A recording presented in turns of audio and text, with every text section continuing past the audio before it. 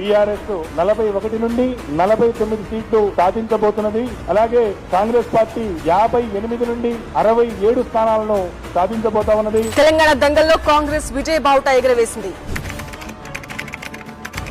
సంక్షేమ పథకాలు అనే దానికంటే కూడా మరి ముఖ్యంగా ఆంధ్రప్రదేశ్ లో ఉన్నటువంటి ఓటర్లు సామాజిక వర్గాల వారిగా విడిపోయినటువంటి పరిస్థితి కనబడతా ఉంది. అంటే ఒక ప్రధాన రాజకీయ పార్టీ సామాజిక వర్గాల పేర్లను ఉద్దేశించి నినాదం తీసుకున్నటువంటి కారణంగా ఆయా వర్గాల్లో ఆ పార్టీకి అనుకూలంగా. అర్థం కాలేదా? అటు చూడు. నా ఎస్సీ, నా ఎస్టీ, నా బీసీ, నా మైనారిటీలకు